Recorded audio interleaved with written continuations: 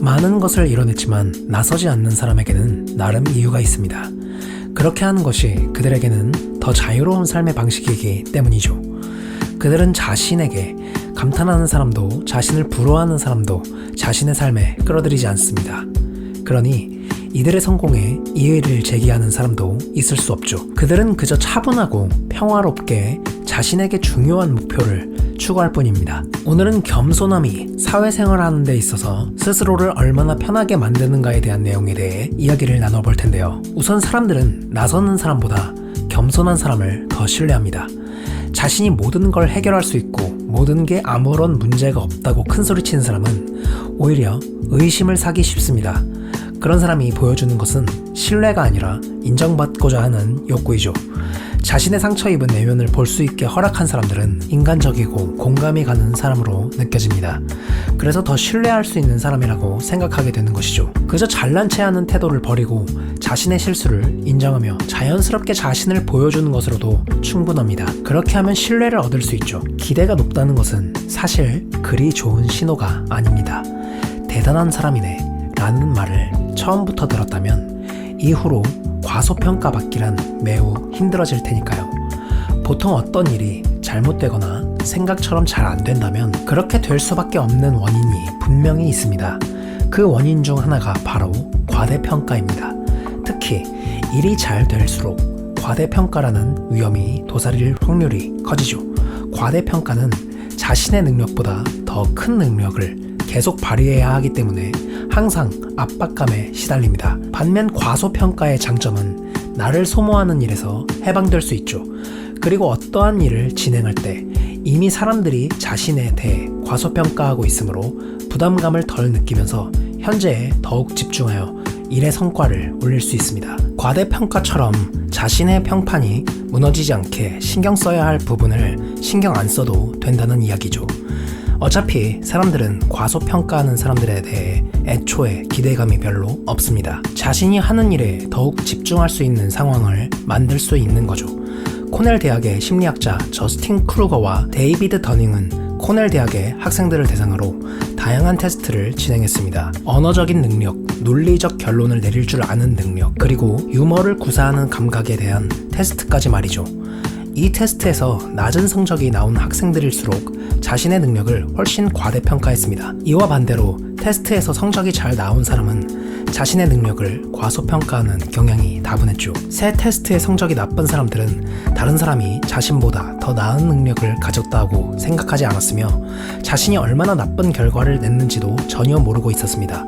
이처럼 능력이 없는 사람이 잘못된 결정을 내려 부정적인 결과가 나타나도 능력이 없어 스스로의 오류를 알지 못하는 현상을 심리학에서는 더닝크루거 효과라고 부릅니다. 겸손하지 못한 사람들은 자신이 무슨 짓을 하는지에 대해 별로 신경 쓰지 않습니다.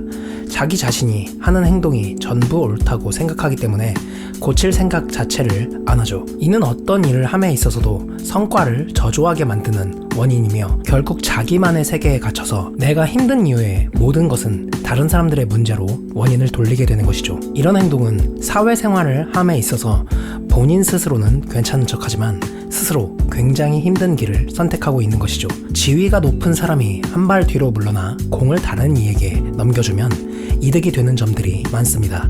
주도권을 빼앗기지 않으려고 아등바등할 때는 보이지 않던 것들이 눈에 들어오죠. 사람들이 무슨 일에 집중하는지, 그들이 원하는 것이 무엇이고 그들이 왜 그렇게 행동하는지가 순수하게 보이기 시작합니다. 그러면 다른 사람을 바라보는 관점이 달라지고 그들의 강점과 결점, 보완점 등을 더 잘 파악할 수 있죠. 여기서 공을 넘겨준다는 것이 책임을 떠넘긴다는 뜻이 아닙니다. 겸손하되 능력 있는 사람들은 뒤로 물러나 있을 뿐 자신의 패를 드러내지 않음으로써 방해받지 않고 더 충실히 준비하고자 하는 것이죠.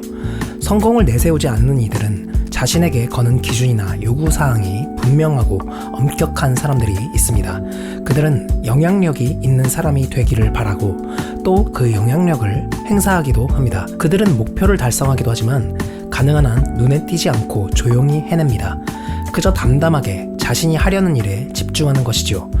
그들은 성공을 부르짖지 않지만 성공을 이루는 사람들이며 승리하려고 하지 않지만 결국 이기는 사람들입니다. 누군가는 자신의 업적을 내세우려고 앞장서느라 바쁘지만 그들은 오히려 뒷자리에 머무는 것을 택합니다.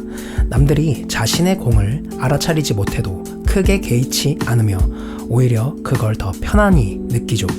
그들은 자신의 가치를 스스로 정하고 그 가치를 스스로 높여가는 사람들입니다. 그들 마음에는 이런 바람이 있습니다. 겉으로 보이는 것보다 더 강한 사람이 되고 싶다는 바람, 남에게 칭찬받기 위해서가 아니라 스스로 행복해지기 위한 삶을 살고 싶다는 바람, 타인보다 월등하게 높은 곳에 존재하는 게 아니라 땅에 발을 딛고 서서 남들과 더불어 잘 살고 싶다는 바람 말이죠. 이처럼 과소평가받는 즐거움은 주변 사람들에게 기대하지 않던 성과를 보여줘서 놀라게 하죠. 굳이 보여주려 애쓰지 않아도 능력은 언젠간 드러나게 마련이니까요.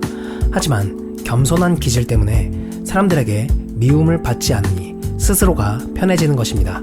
겸손을 선택할 수 있다면 당신은 자의식을 가지고 긴장하지 않는 삶을 살아갈 수 있습니다. 눈에 띄지 않고 소박하지만 누구에게도 종속되지 않는 삶, 다른 사람의 기준과 요구에 내 행복을 걸지 않는 삶, 무엇을 할 것인지 스스로 결정하는 삶인 것이죠. 이는 자기 자신을 존중할 수 있느냐의 문제이며 내면의 힘과 독립성에 대한 표시입니다. 독립성이 다른 사람은 중요하지 않다는 것을 의미하지는 않습니다. 오히려 그 반대죠. 내가 독립성을 갖는다는 것은 다른 사람에게 공간을 주고 그들의 중요성을 존중한다는 것이기도 합니다. 그들을 지배하거나 위협하거나 통제하지 않고 동등한 입장에서 대한다는 의미이죠. 겸손이란 나 자신이 그런 것처럼 약점을 가지고 있고 때로는 실수도 저지르는 타인에게 공감할 수 있는 태도입니다. 또한 다른 사람에게 지나친 요구를 하지 않는 것이죠. 오늘은 겸손에 대한 이야기를 나누어 보았는데요.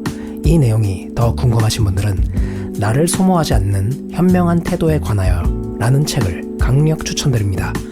지금까지 책과 꿈나무였습니다.